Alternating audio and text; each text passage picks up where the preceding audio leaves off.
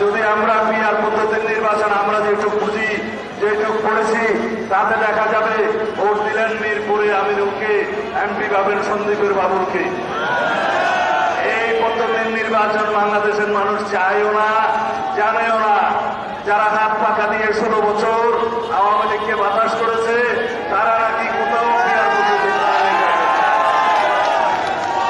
তাদের সাথে যুক্ত হয়েছে আরেকটি দল, যে দলটি সবসময় বিভ্রান্তিমূলক রাজনীতি বাংলাদেশে করেছে।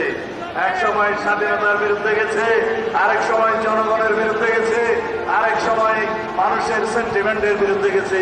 তারা রাজনীতি সবসময় বিভ্রান্তিমূলক রাজনীতি করে এইবার গোলামানিতে মাছ স্বীকার করার চেষ্টা করছে। আমি নাম নেব না, আপনারা বুঝে নেন।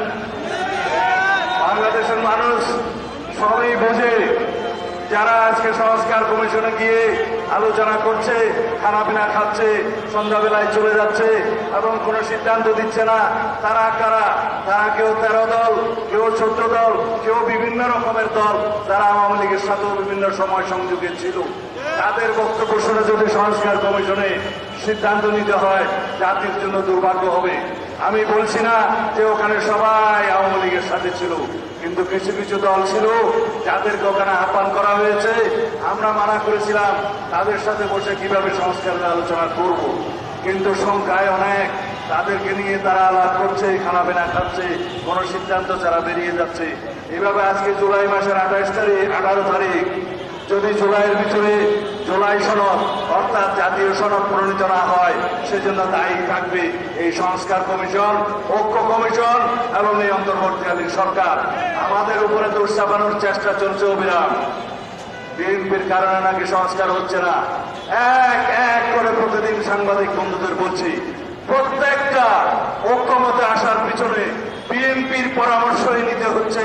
বিএনপি প্রত্যেকটা ঐক্যমত পোষণের জন্য এগিয়ে আসছে। যেহেতু আমাদের এই প্রস্তাব হচ্ছে 31 দফা প্রস্তাব জাতির জন্য সংস্কারের, আমরা এই জাতির সম্মুখে 31 দফা প্রদান করেছিলাম। আমাদের নেতা জনাব তারেক রহমান সাহেব জাতির সামনে উপস্থাপন করেছিলেন। 2023 সালের 13ই জুলাই আমরা উন্মুক্ত জনসভার মধ্য দিয়ে সেই সংস্কার প্রস্তাব আমরা উপস্থাপন করেছিলাম।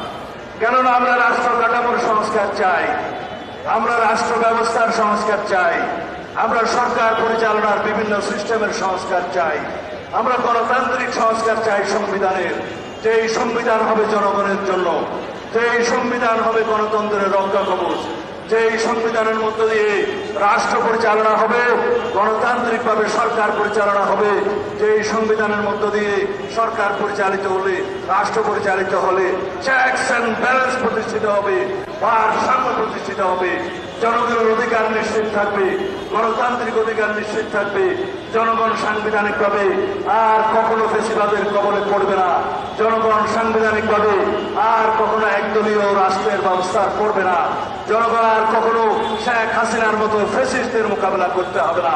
সেই রকম সংবিধান আমরা প্রণয়ন করতে চাই, সংশোধন করতে চাই, সেই রকম রাষ্ট্র ব্যবস্থা এবং সরকার ব্যবস্থা প্রতিষ্ঠা করতে চাই।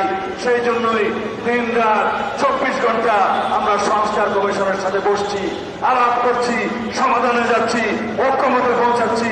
এইভাবে আমরা একদিন এই সনদ তৈরি করতে পারবো। তবে এই কথা সত্য, শতকরা শতভাগ প্রস্তাবে হয়তো গণতন্ত্রের মধ্যে সবাই একমত হতে নাও পারে।